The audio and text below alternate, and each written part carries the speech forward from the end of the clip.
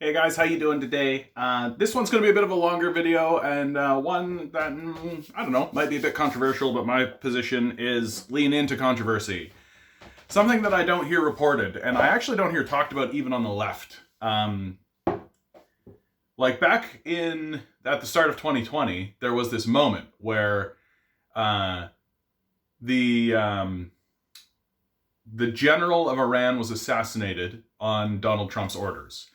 And the entire world and the internet and everybody was just like, it's the start of World War III. Oh my God. And the entire time that they were talking and I was listening into what was happening and all this, I was thinking to myself, we talking about the start of World War III.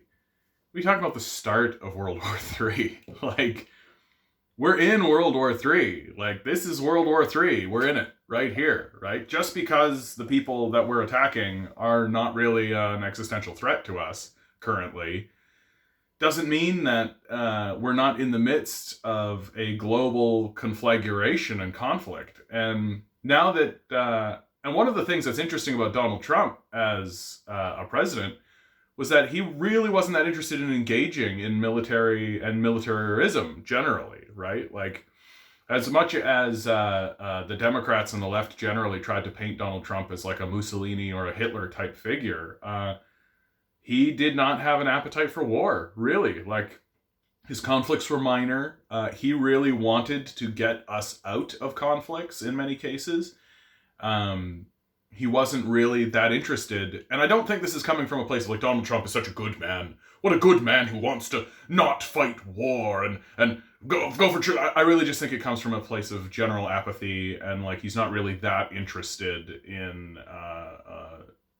organizing any of that kind of stuff and war in general. Like, he's in it for power and profit for himself, certainly, but he's not really that interested in like looking at a map and being like, oh, let's go fight a war and move troops and all this kind of stuff. Like, I think like the only time that Donald Trump moved more troops domestically than he did internationally, right? Like, Donald Trump was way more interested in moving troops away from the White House, or getting troops to move people away from the White House so that he could go hold a Bible in front of a church and that kind of thing, right? So it's at this point that I really encourage people, if you have the ability, right? Let's pull up a world map. I'm looking at a world map right now in front of me. I'm on Google Maps. Just take a look at Saudi Arabia, Egypt, Israel, Jordan, that region, right? And where Iraq is. Because I feel like if you're looking at the map while I'm talking about this, it's going to really help yourself out. Give the video a bit of a pause. Just pause it for a second, open up a map, and then continue. If not, I'll just talk about what I see in this unfolding world war that has obviously been going on. And I feel like it's important to refer to it as a world war, especially for like the Gen Z crowd. The Gen Z crowd, I think, has been purposefully propagandized, and that propagandization comes through simply the lie of omission. Just don't report on it, right? Like, when 9/11 happened, this was an enormous moment where I know it was a moment that radicalized me and created a moment where I was like, what's going on, right? And I didn't know anything at that time, right? 9/11 happened and I was like, what? Who are these people? There's a whole other world over there that I don't know anything about this. I vaguely knew about Saddam Hussein because he was like lampooned in movies like the Naked Gun franchise and stuff like that. But more or less, our endeavors overseas are completely silenced in the media. There is no actual conversation that's going on, right? And so I think it's important for figures like me, and Jimmy Dore does good reporting in a point by point, but I want to give a more broad meta sort of commentary on what I think is going on in the Middle East, and especially how it relates to Canada, because I'm a Canadian, but half my viewers are Americans, so let's go. Let's grab our SpongeBob cups, have some nice tea, settle in. So, really, like, there was a whole lead up to 9/11, certainly, but like the invasion of Iraq is like a seminal moment in this unfolding war, right? That America had always been involved in Middle Eastern politics and had always, like, for God's sakes, like Iraq, Saddam Hussein was put up by the CIA, right? Like, he is And the position with Saddam Hussein really was like, as long as he was loyal to America and did what America wanted, they would be fine with putting him in there, and they didn't care what he did. But it was once he started to actually do stuff for the benefit of his own people, and the big one in my view is he started to talk about getting off of the petrodollar as the reserve currency, right, and starting to move to a euro. And that's intolerable, right? Like, if the world were to steadily or even suddenly make a move away from the petrodollar and start to use anything else as its reserve currency, that's the end of American hegemony. Like, that's the end of America as the primary superpower. Because right now, America's dollar is tied to oil. It's the petrodollar, right? And should the world move away from it, then America loses an enormous amount of leverage in the oil market and an enormous amount of power, like literally power. And so Saddam Hussein even talking about doing this is probably enough to inspire an invasion into Iraq on the pretense of 9/11, right? And 9/11, of course, has absolutely nothing to do with Iraq. They just happen to... it's what corporate oligarchs do, right? They obfuscate and they use confusion, right? And outright lie about intentions and things like this. So the invasion of Iraq is the moment that the war reaches a pitch, right? Before that, there was a general sort of stability in that region, right? And now, since Iraq, the whole thing has blown up, right? And everything is a total disaster. And there are enormous consequences. And if you're a leader on the world stage, you're kind of forced. Like, I think that Justin Trudeau generally is forced to be a Nazi in this equation. Like, he has no choice but to be a Saudi Arabian arms dealer. Like, we here in Canada sell like millions and millions of dollars of weaponry to Saudi Arabia, right? And we don't, frankly, like, I mean, I'm not saying that it's great that we're doing it, but like, what's the alternative ultimately? And it's evil, and it's duplicitous, and it's on a demonic scale, certainly. But like, we're in this really tough period. We're in a tough moment. And I feel like to really understand what's happening in that region, the best place to look is Egypt. Now, in 2008, there was what was called the Arab Spring, right? So this is 7 years after the invasion of Iraq, which is a total disaster from a humanitarian perspective. From a let's go steal their oil perspective, it's a massive success for America, right? They go into the region, they steal the oil, they steal the resources from Iraq and Afghanistan, which, if you're looking at your map, you'll notice sandwiches Iran, right? America wants to go in and they want to fuck Iran up. Like, there's no two ways about it. There's a reason why Iran is constantly negotiating with America in order to keep America out of its borders. Like, America has deposed and fomented a coup in Iran previously and installed the Shah of Iran. And it's literally the only time in Iran's history in the last 200 years that Iran attempted a military conquest of any sort. And so Iran, you can critique their leadership if you'd like, because they're essentially a theocracy at the moment.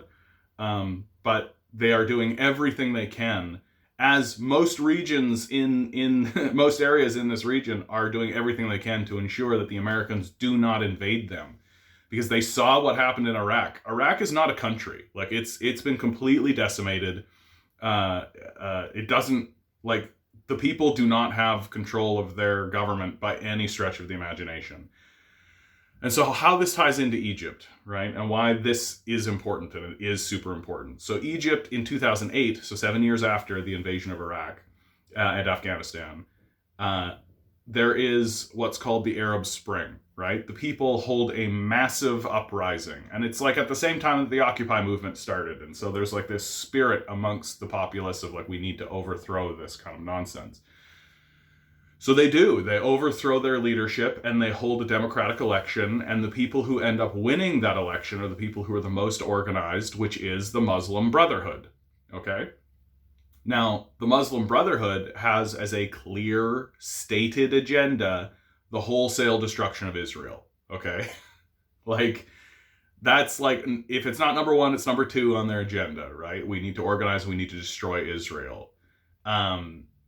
So there's a military coup, US backed, in Egypt to overthrow the Muslim Brotherhood so they no longer have power.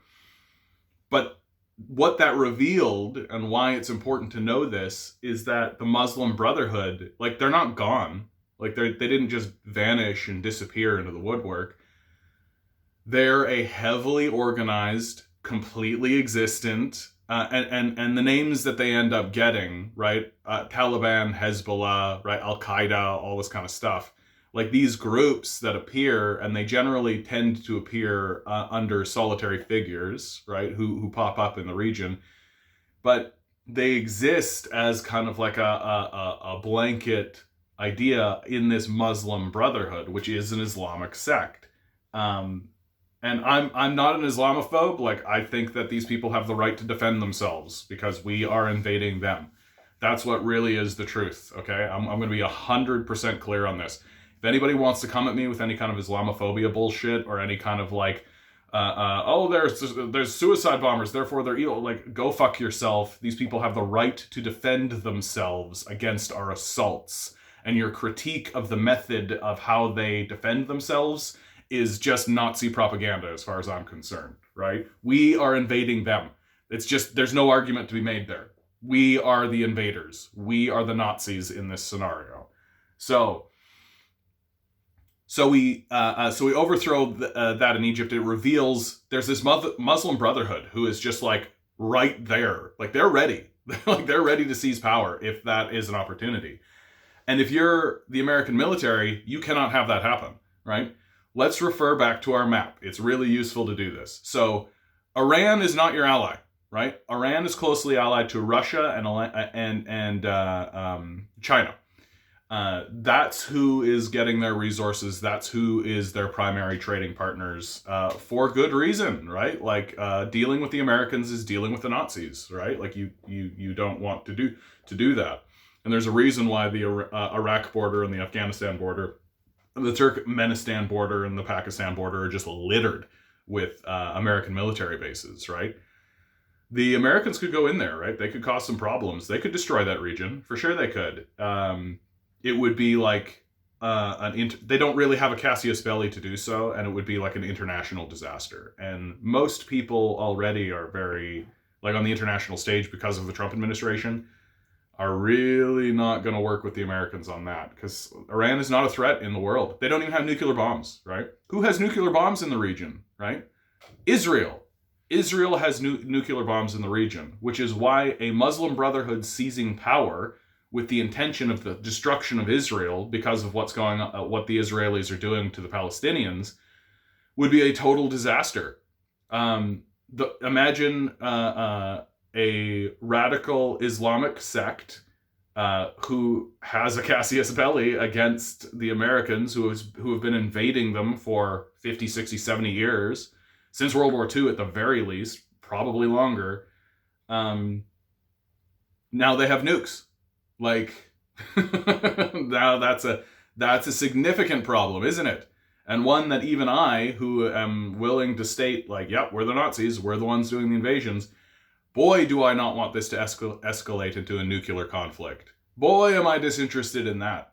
Boy, am I disinterested in there being a nuclear option going on the table in all of this. It's scary enough that Russia and China and France and all these guys have nukes. That's scary enough, right? We don't need to add a Muslim Brotherhood sect into this. So, who is our ally in that region? We only have one, right? Turkey is not really our ally, right? They're just a convenience kind of thing. Like, they don't really want to be involved in these conflicts. They don't really involve themselves, and also relations with America have been deteriorating in Turkey. And their response to this destruction of what happened in Iraq is to basically bro down with a fascist, right? Their leadership is straight fascist, straight hardcore, and not like Donald Trump was a fascist. Like, openly fascist, openly supporting a fascist ideology. And much in the same way that, like, Iran has a theocracy after they got their country back from the Shah, this is sort of the natural result. Like, everyone in this region is defending themselves in military fashion, right? They don't have time for progressive movement. They need to train their people to arm themselves and fight a war that could happen in their country today, right? Like, they don't have time to negotiate the theoreticals or the political kind of drama. Americans might fly over their country and drop bombs on them today if the Americans decide it's the case, which is exactly what Joe Biden is doing now in Syria, right? Joe Biden, like, literally first day, sent a whole bunch of troops into Syria, which has proven to be quite resilient, by the way. Obama attempted to get into Syria and really do some destruction there, but they're not really able to. And they want to have control of Syria because that gives them a clearer shot to the Mediterranean Sea from Iraq. And that really is what it is. Like, first of all, they want to steal their resources too, but they also want to get oil from Iraq into the Mediterranean Sea. Because getting it, like, through the Red Sea and through the Persian Gulf, through Saudi Arabia, so Saudi Arabia is their primary ally in the region. Because they don't have any other allies. That's the thing. Like, they're not really allied with Egypt. Israel is the primary ally of America, right? Like, it is essentially an American military base.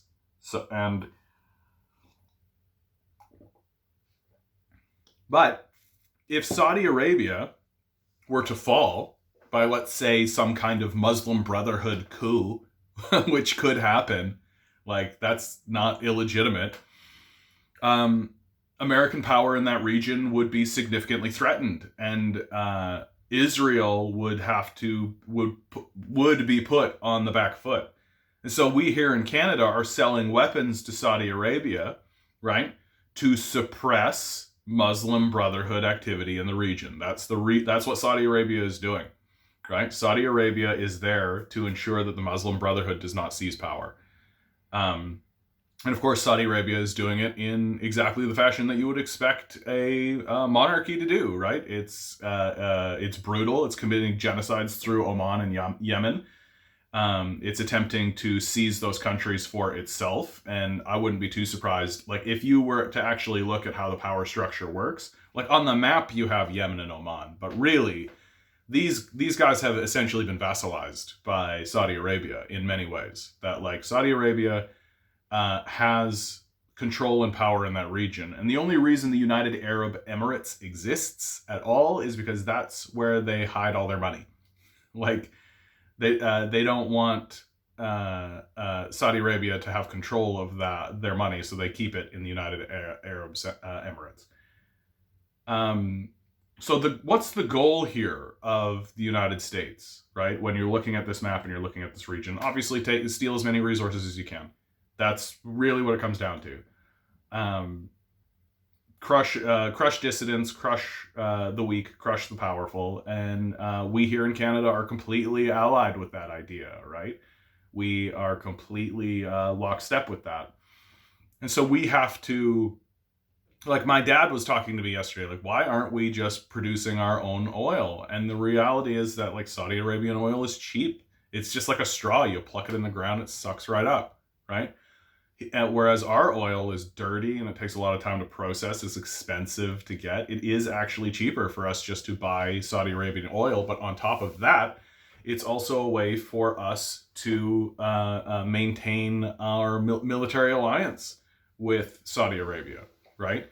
You buy our oil, we'll trade you oil for guns, right? Like, that really is what it is. And it's also useful from a military strategic standpoint because it suppresses the Muslim Brotherhood in the region and ensures the safety of Israel, which is the primary military base for the United States.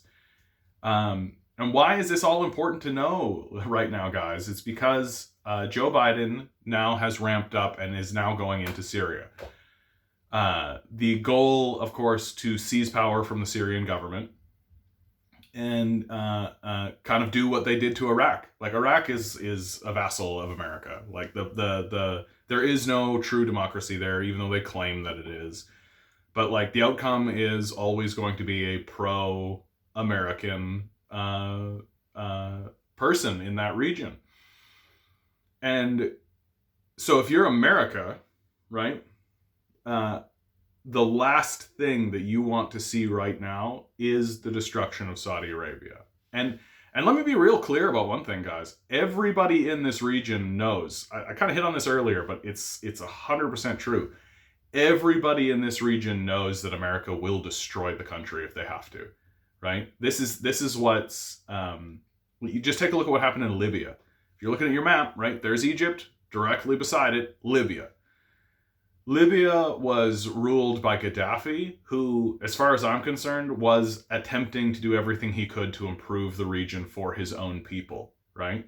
He wanted, what was the one policy that really struck me? He refused to give a house to his own father until every citizen of Libya was housed, right? You see any Americans talking that way?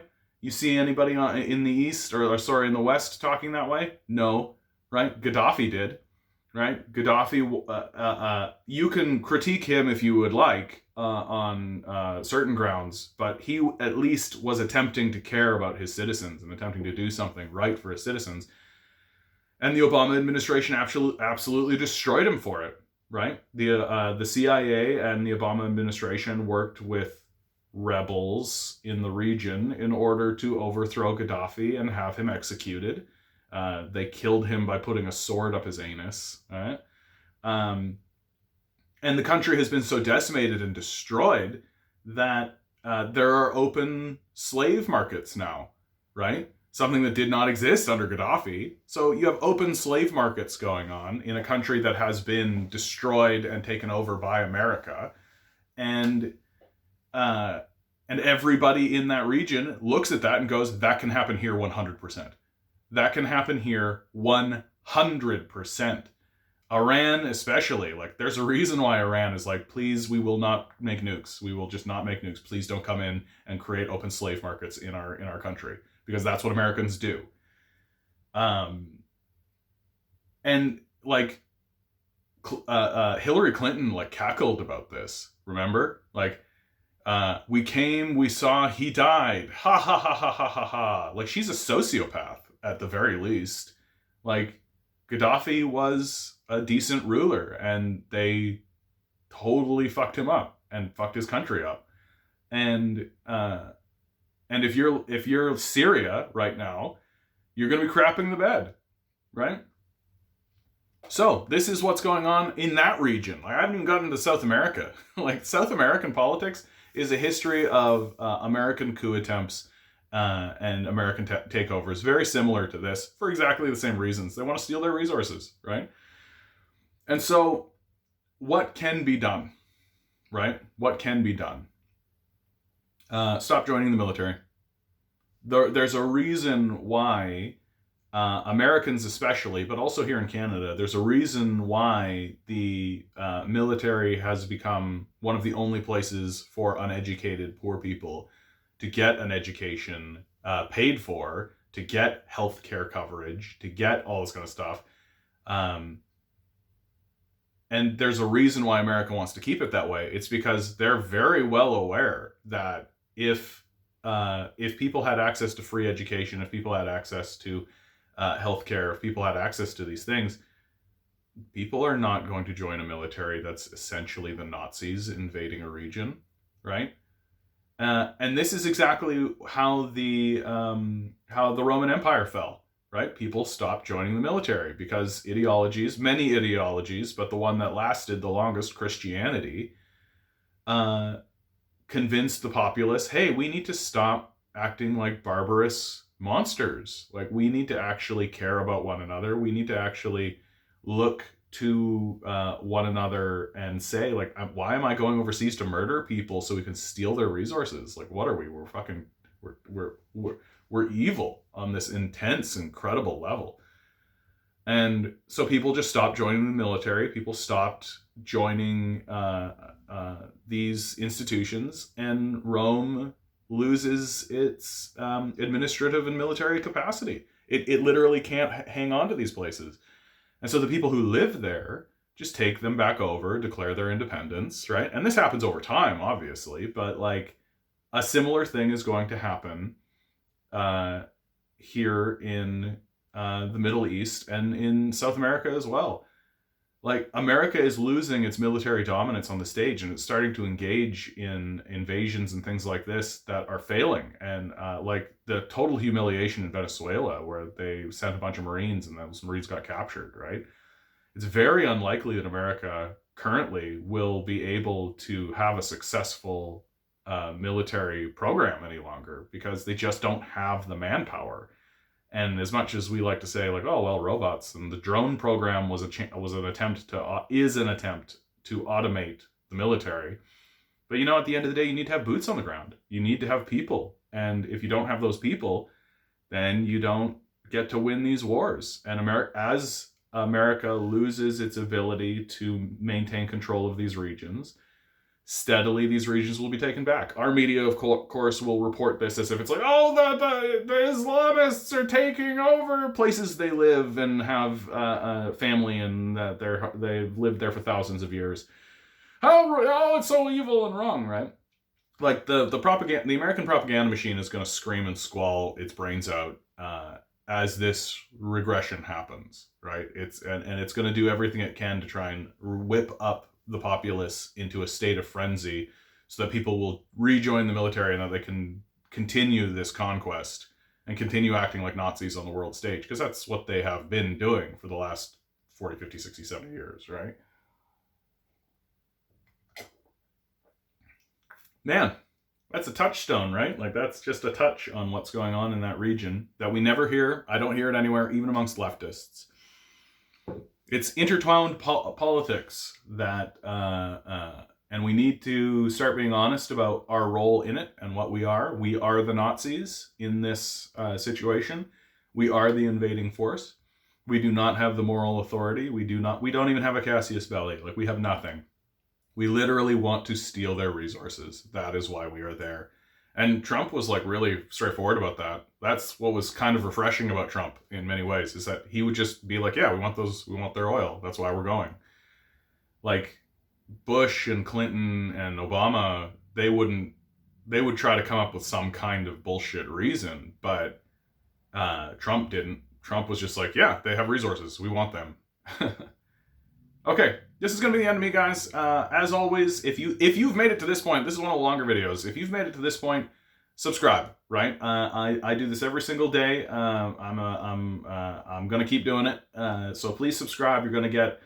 I try to do commentary that you don't hear in the media, because the media is in a live emission situation. So I'm trying to produce stuff that you don't see on the media that they're emitting.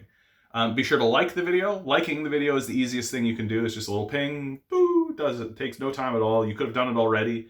That tells the YouTube algorithm to go around. Share it on your own social media. Word of mouth really, really counts. Word of mouth really, really counts. And hey, if you want some skin in that game, right? And if you want this to make this my full-time job legitimately, you can always donate money on my Patreon. That's down in the description below. I've had a couple people ask me to do videos for them. I will do videos for my Patreons, right? And it's $1. It's $1, guys. Like, it's not even a cup of coffee. Like, it's just $1. Make this my full-time job.